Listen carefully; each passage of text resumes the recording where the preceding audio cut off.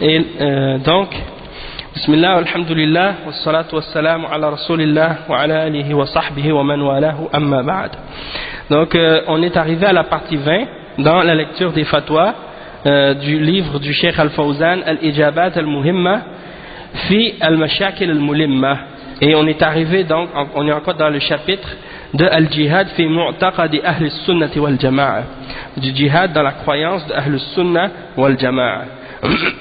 Ils ont posé la question au Cheikh Al-Fawzan, السؤال ما هي موانع الشهادة وهل الدين من ذلك وهل الدين من ذلك وما الحكم إذا كان الجهاد فرض عين. الجواب من موانع الشهادة في سبيل الله إذا كانت نيته لغير إعلاء كلمات الله فهذا يمنع الشهادة كما قال النبي صلى الله عليه وسلم من قاتل لتكون كلمة الله هي العليا فهو في سبيل الله فإذا كانت نيته لغير الله فهذا يمنع الشهادة ويحاسب حسب نيته والدين لا يمنع الشهادة ولكن يمنع مغفرة الذنوب والشهيد يغفر له عند أول قطرة من دمه إلا الدين فإنه لا يغفر إلا بأدائه أو مسامحة صاحبه لأن حقوق المخلوقين مبنية على المشاحة ولا بد إما أن يسمحوا بها أو أن تؤديها إليهم أما حقوق الله جل وعلا فهي مبنية على المسامحة والعفو min Allah subhanahu wa ta'ala. Donc le cheikh il explique, on lui a posé la question quelles sont les choses qui empêchent que quelqu'un soit un martyr. Est-ce que la dette fait partie de ça? Et quel est le verdict si le djihad est obligatoire lorsqu'il devient obligatoire à chaque individu? Le cheikh il répond, il dit parmi les choses qui empêchent que quelqu'un soit un martyr dans le chemin d'Allah, il y a lorsque son intention n'est pas pour élever la parole d'Allah. Ça fait en sorte que quelqu'un n'est pas un martyr, ou ça empêche que quelqu'un soit un martyr. C'est-à-dire si quelqu'un il n'a pas la bonne intention. Et il donne l'exemple de la parole du prophète sallallahu alayhi wa sallam, rapporté par Al-Bukhari et Muslim selon Abi Moussa. Il dit, celui qui combat pour que la parole d'Allah soit la plus haute, alors c'est lui qui combat dans le sentier d'Allah. Celui qui combat pour autre raison que ça, il n'est pas dans le sentier d'Allah. Comme par exemple si quelqu'un il combat pour montrer qu'il est courageux, qu'il est fort, ou bien il combat pour le pays ou pour la terre, mais pas par rapport au fait que cette terre elle est une terre de l'islam et pour protéger l'islam qui est dedans, non. Il combat juste pour la terre par rapport au fait qu'il est né là-bas et c'est son pays et il veut le défendre sur une base nationaliste seulement, pas sur une base reliée avec la croyance ou la pratique de l'islam. Donc dans ce cas-là, ce ne sera pas fi sabilillah, ou bien des exemples comme ça. Le cheikh il dit, donc si son intention n'était pas pour Allah, donc ça, si son intention était pour autre que Allah, alors ça fait en sorte que il est empêché d'avoir le martyr, d'être martyr. Et il sera jugé selon son intention.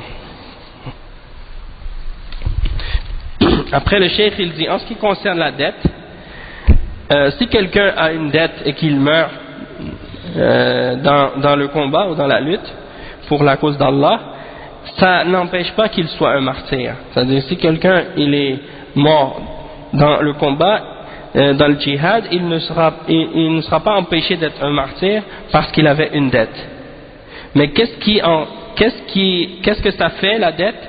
Ça fait en sorte que ça empêche d'avoir le pardon pour nos péchés. Parce que le prophète sallallahu alayhi wa sallam il explique dans un hadith que celui qui est un martyr, Allah lui pardonne ses péchés depuis la première goutte de sang qui coule sur le sol, excepté la dette. C'est-à-dire si quelqu'un il avait une dette, ça fait en sorte que ça empêche qu'il soit pardonné de ses péchés. Donc il ne sera pas pardonné de ses péchés excepté s'il a payé sa dette, ou bien que la personne à qui il doit l'a excusé de cette dette.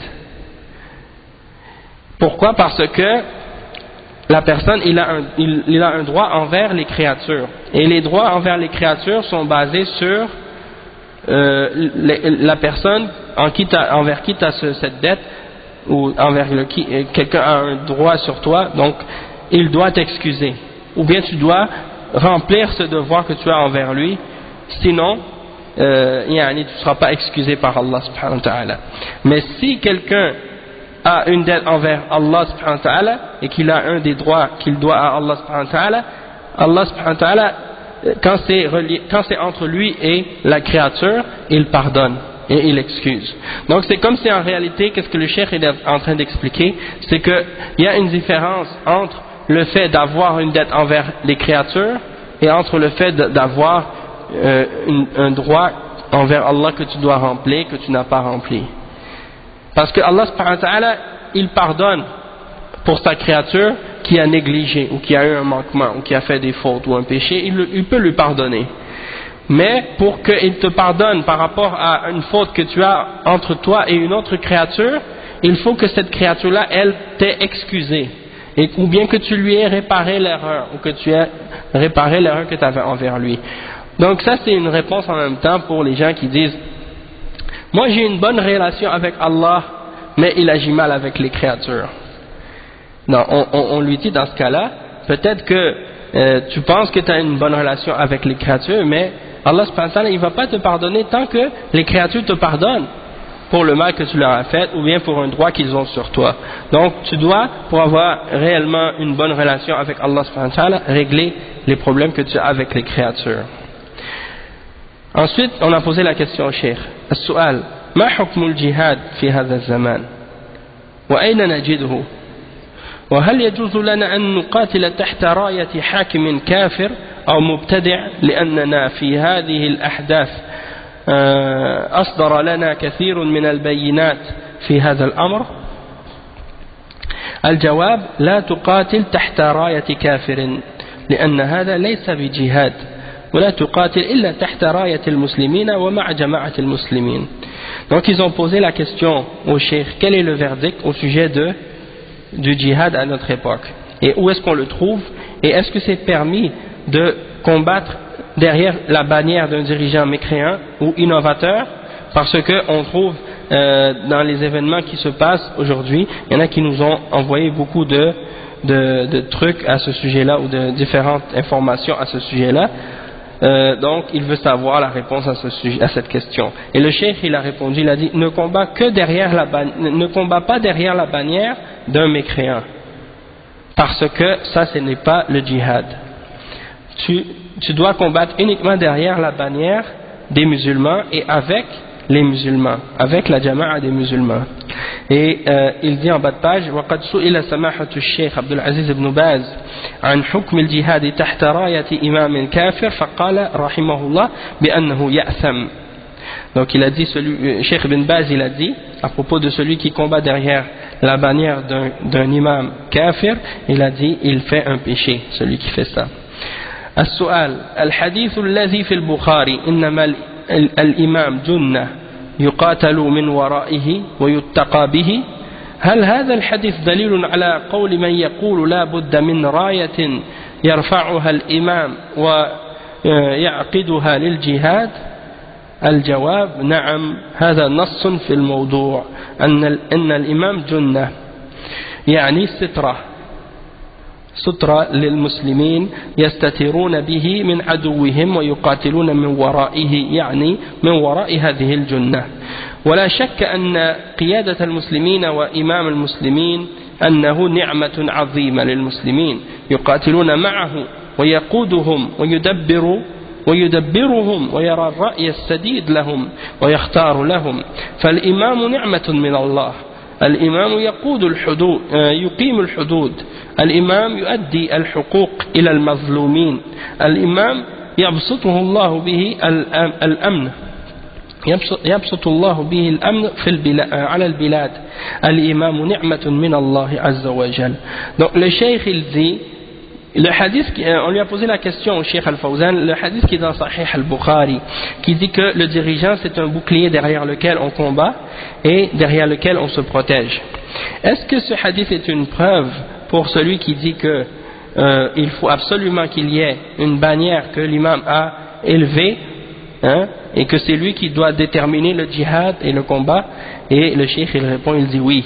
Ça c'est un texte clair et une preuve claire dans ce sujet-là, que l'imam c'est le bouclier, c'est-à-dire c'est une barrière derrière laquelle les musulmans se couvrent contre leurs ennemis, et ils combattent derrière cette barrière, hein, ceux qui sont derrière eux, derrière ce bouclier.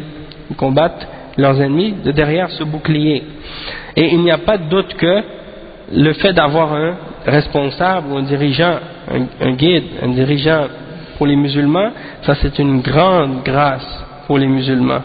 Et ils combattent avec lui, et ils les dirigent, et ils gèrent ils ordonnent, ils gèrent le combat derrière, ils gèrent le combat pour eux. Et ça c'est une grande grâce de la part d'Allah subhanahu wa ta'ala pour les musulmans. Avec son opinion qui est droite, il choisit pour eux qu'est-ce qui est le mieux. Donc l'imam c'est une ni'ma d'Allah. Et l'imam également il établit les peines et il établit les droits envers ceux qui ont été opprimés ou on leur a fait une injustice. Et Allah subhanahu wa ta'ala établit la sécurité sur la terre et dans le pays grâce à ce dirigeant-là. Donc c'est une ni'ma qui vient d'Allah subhanahu wa ta'ala. Ici par rapport à ça on voit que c'est très important donc qu'il y ait un ordre dans le combat ou dans n'importe quoi, et même dans les pays non musulmans les armées elles vont pas partir toutes seules et elles vont pas choisir déterminer comment elles vont procéder dans le combat ou dans la bataille. Il y a toujours un quartier général avec des chefs de l'armée et un président qui a le dernier mot, qui a la décision et qui ordonne les armées et qui les dirige. C'est pas le chaos, hein? Donc eux ils savent ça, et nous les musulmans aussi on a appris ça dans notre religion, qu'il y a une discipline, il y a un ordre, il y a une organisation. C'est pas n'importe qui comme ça qui part des petits groupes, hein, comme ça se passe dans certains pays des fois. Qu'est-ce qui est arrivé? Dans un seul même pays tu peux trouver 10 groupes, 15 groupes. Chacun il prétend qu'il est en train d'établir le djihad, et chacun il a une bannière avec lui, et ils font tous des attaques et des choses, rien n'est coordonné et il n'y a rien qui est en ordre. Ça c'est le chaos, c'est le désordre, et c'est la voie des gens de bid'a et des gens d'égarement qui font ça. Et à la fin ils réussissent jamais à faire rien de bon. À la fin ça se retourne toujours contre eux, et ils ne font que la détruire au lieu d'avancer. Le cheikh on lui a posé l'autre question. Il dit يذهب بعض الشباب في هذه الأيام إلى الجهاد في مناطق متفرقة ويرون أن ذلك فرض عين، وذلك بإفتاء بعض طلاب العلم لهم، فهل فعلهم هذا صحيح؟ الجواب: لا يجوز لهم أن يذهبوا إلا بإذن الإمام، لأنهم رعية، والرعية لا بد أن تطيع الإمام، فإذا أذن لهم فإنه يبقى أيضا رضا الوالدين، فلا يذهب إلا برضا الوالدين، لأنه جاء رجل إلى النبي صلى الله عليه وسلم فاستأذنه في الجهاد فقال: أحي والداك؟ قال: نعم. قال: ففيهما فجاهد، فأرجعه إلى والديه، فدل على أنه لا بد من إذن الوالدين بعد إذن ولي الأمر.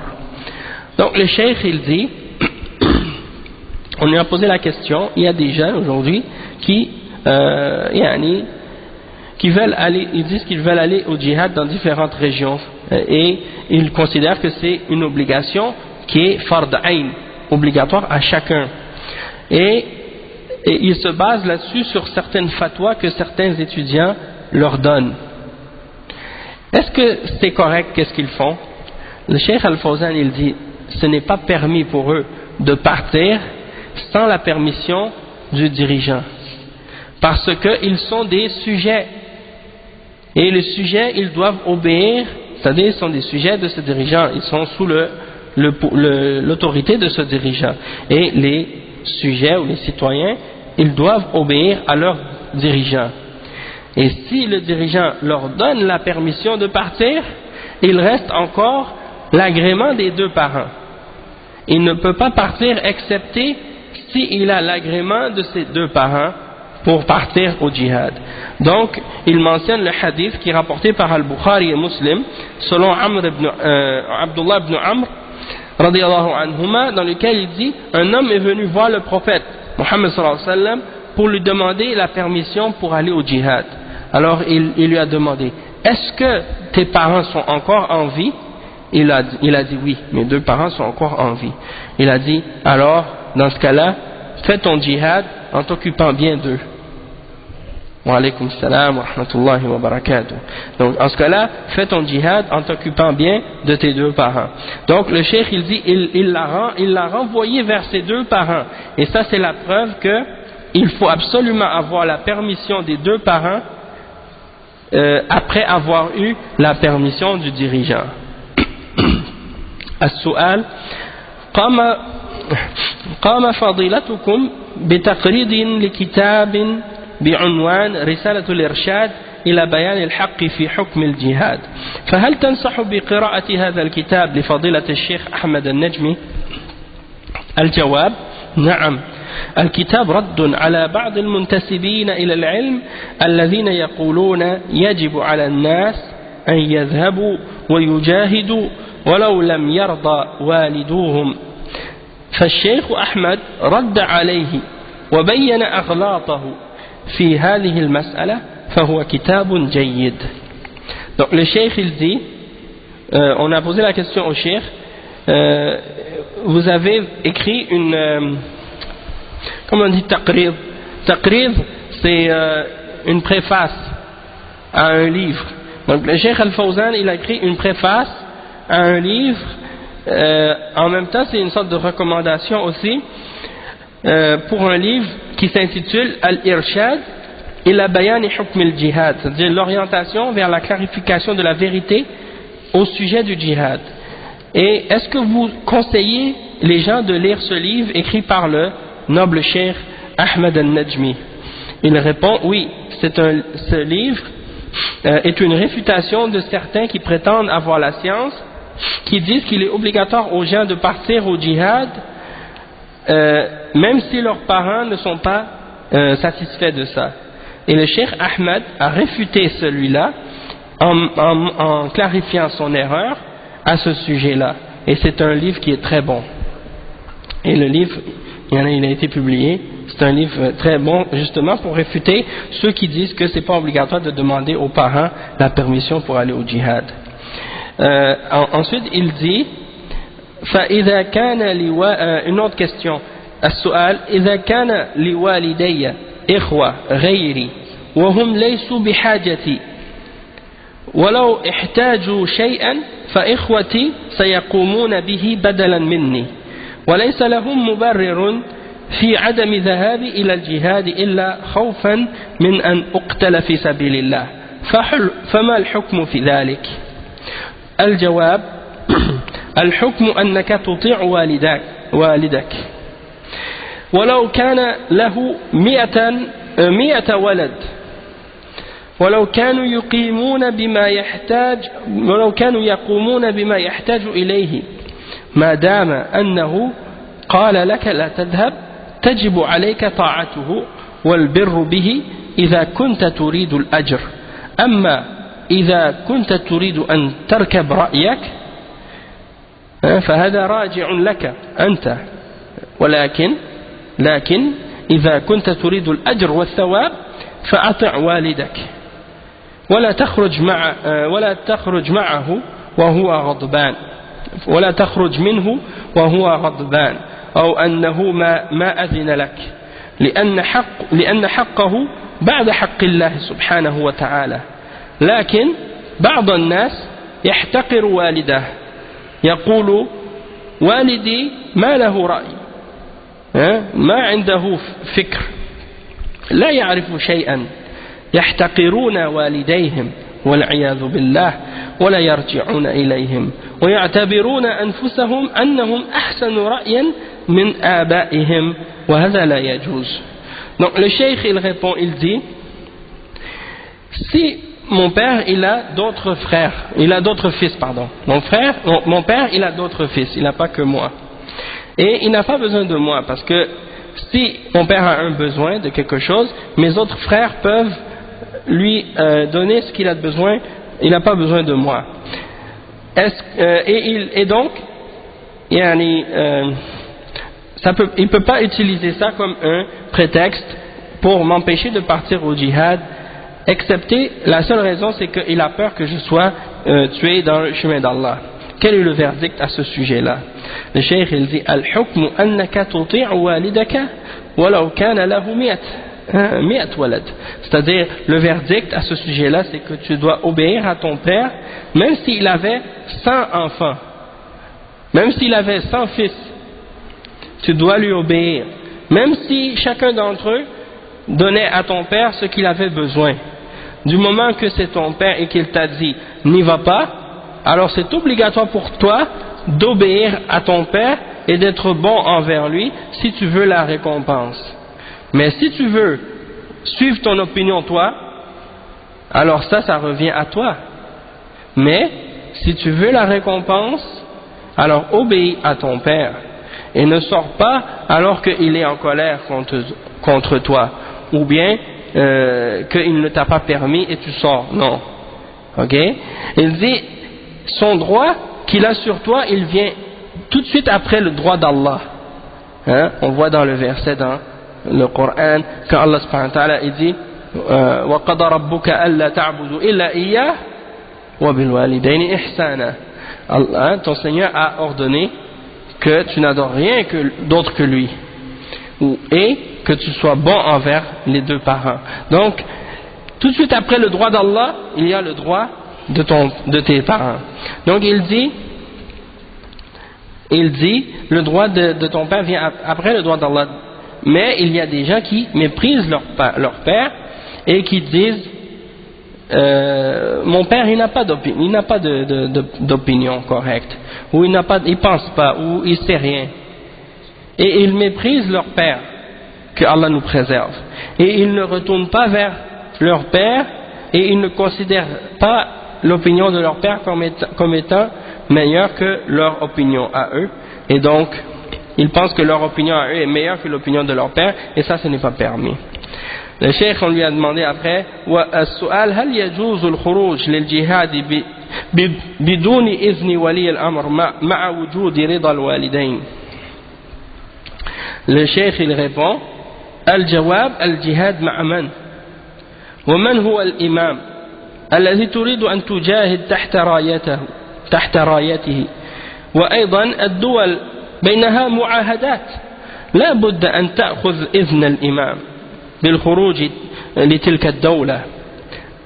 المسائل لها أصول ما هي فوضى، فإذا أذن لك ولي الأمر وأذن لك والداك وعندك استطاعة فلا بأس. Donc le cheikh il répond, on lui a posé la question, est-ce que c'est permis de sortir pour le djihad sans la permission du dirigeant alors que j'ai la permission ou l'agrément de mes deux parents? Le cheikh il répond, il dit le djihad avec qui tu vas le faire? Hein? Le cheikh il dit c'est qui l'imam avec lequel tu veux, ou derrière la bannière de qui tu vas combattre, et également il faut prendre en considération, et ça c'est un point très important que le cheikh il mentionne. Wa alaykum salam wa rahmatullahi wa barakatuh. C'est un point très important que le cheikh il mentionne ici. Il dit les pays ils ont des ententes entre eux et des pactes entre eux. Donc tu ne peux pas sortir sans la permission du dirigeant. Hein? Si toi par exemple tu es un citoyen de ce pays-là et que entre ton pays et le pays contre lequel toi tu penses que tu vas aller faire le djihad, il y a une entente et un pacte et une trêve entre ton pays et ce pays-là. Comment toi tu peux te permettre de désobéir à ton dirigeant pour aller combattre contre ce pays-là alors que ton dirigeant il est en paix avec ce pays. Donc tu n'as pas le droit d'y aller sans la permission de ce dirigeant-là. Et il dit, donc, tu ne peux pas sortir sans la permission de ton dirigeant. Et il dit, ces questions-là sont basées sur des fondements. Elles ne sont pas juste comme ça, chaotiques. Quelqu'un il fait ce qu'il veut. Hein, il sort comme ça, selon son désir. Donc si tu as pris la permission du dirigeant, hein, que c'est un djihad qui va être officiel, c'est-à-dire le dirigeant officiel du pays, il a déclaré la guerre ouvertement et officiellement à un autre État, et il a préparé une armée, et toi tu rentres dans cette armée, et tu dis je veux partir, et tes parents sont d'accord, et le dirigeant il est d'accord, là oui. Mais en d'autres cas non. Hein? C'est pas comme certains qui s'imaginent. Il y en a Allah al-Musta'an, qu'est-ce qu'il faisait? Allah al-Musta'an, il y avait beaucoup de désordre dans qu'est-ce que les gens faisaient. Ils faisaient un faux passeport pour voyager. Après, ils arrivaient ils n'arrivent pas dans le pays directement, ils passent par un autre pays pour traverser illégalement les frontières. Et puis après, ils se faufilent, et puis ils essaient d'arriver dans l'endroit où supposément il y a le djihad pour essayer de commencer à se joindre à un des groupes là-bas pour essayer de participer. Et à la fin, il ne fait que tomber dans faire plus de fitna et plus de problèmes. Et les ulama ils ont expliqué que c'est pas comme ça que ça doit se passer. C'est pas comme ça que ça doit se passer. Quand c'est le djihad et que c'est officiel, tu le fais pas en te cachant. Au contraire, tu le fais ouvertement et officiellement, et c'est quelque chose de bien et de bien vu. Hein? C'est pas comme ça se passe aujourd'hui chez les gens. Et pourquoi on explique ces choses-là? Et pourquoi on clarifie, on lit ces fatwas? Hein? C'est comme Cheikh Al-Fawzan, on lui a posé la question. Cheikh, il faut pas parler il faut pas lire les chapitres du djihad dans les livres de fiqh aujourd'hui, parce que ça incite les gens au djihad. Et le Cheikh Al-Fawzan, il a dit non, c'est pas vrai. Quand on parle du djihad, au contraire, c'est pas pour inciter les gens à faire le djihad comme les gens ils le font incorrectement aujourd'hui, c'est justement pour pouvoir réfuter les fausses idées que ces gens-là propagent, parce que si on n'en parle pas, c'est là que les ignorants en profitent pour en parler et dire à ce sujet-là des choses qui sont contraires au Coran et contraires à la Sunna, et puis après les gens dévient et ils s'égarent. D'accord? Donc ça c'est important de le comprendre correctement. Donc le cheikh il dit ensuite, on va lire une dernière fatwa, puis après on va s'arrêter. Le cheikh il dit, as-su'al, on lui a posé la question, ما حكم الذهاب إلى الجهاد دون إذن ولي الأمر مع أنه يغفر للمجاهد من أول قطرة من دمه وهل يكون شهيدا؟ الجواب لا يكون مجاهدا إذا عصى ولي الأمر وعصى والديه وذهب فإنه لا يكون مجاهدا بل يكون عاصيا. Donc on a posé la question au cheikh. Il y en a qui posent des questions comme ça, il y en a qui amènent des shubuhat en voulant dire, ils ont posé la question, cheikh, c'est quoi le verdict du fait de partir pour le djihad sans la permission du dirigeant, alors qu'on sait que le mujahid, Allah va lui pardonner tous ses péchés à partir de la première goutte de sang qu'il perd. Et est-ce qu'il va être shahid s'il part sans la permission du dirigeant? Le cheikh il a répondu, il a dit, il ne va pas être même considéré mujahid. Il ne va même pas être considéré mujahid s'il part sans la permission du dirigeant. Parce qu'il a désobéi au dirigeant. Et il désobéit à ses parents. Donc celui qui part dans cette situation-là, il ne sera pas considéré mujahid parce qu'il a désobéi. Hein? Donc, ça veut dire que s'il meurt, il ne sera pas shahid. Et en même temps, ça veut dire quoi? Ça veut dire que on ne peut pas calculer que si la première goutte de sang qui tombe, ça y est, il va être pardonné. Donc si en voulant dire, j'ai fait un péché, je suis parti sans la permission de mon dirigeant, mais si je meurs shahid, la première goutte de sang qui tombe, ça va m'effacer ce péché-là. Non, c'est pas comme ça que ça fonctionne. On ne peut pas jouer comme ça avec la religion. Donc on va s'arrêter ici, Inch'Allah, pour aujourd'hui. Puis après ce chapitre, justement, vous voyez là, on n'a pas encore fini les questions sur le djihad, mais il reste encore 2 pages. Tout de suite après, le chapitre après c'est quoi? قتل المعاهدين ورجال الأمن وتفجير المباني والإغتيالات والعمليات الانتحارية. Donc tout de suite après, le cheikh il a mis les fatwas, il répond aux questions au sujet de gens qui tuent les koufars qui sont sous un pacte, une entente, les gens qui tuent les policiers et les hommes de la sécurité, les gens qui font exploser les bâtiments, qui font des attentats terroristes et des attentats suicides. Le verdict à ce sujet-là, il répond à chacun d'entre eux ces questions-là dans les fatwa dans ce chapitre-là. Donc on va, après avoir parlé de ça, du djihad et tout, on va répondre aussi à ces questions-là pour clarifier et pour montrer la distinction entre le vrai djihad qui est selon le Coran et la Sunna et le djihad des gens de bid'a et des khawarij et des extrémistes qui dépassent la limite d'Allah subhanahu wa ta'ala et qui sortent du Coran et de la Sunna dans ces questions-là. Donc on s'arrête ici, Inch'Allah. Subhanakallah wa bihamdika ashhadu an la ilaha illa ant astaghfiruka wa atubu ilayk. Barakallahu fikum wa jazakumullahu khairan. Wassalamu alaykum wa rahmatullahi wa barakatuh.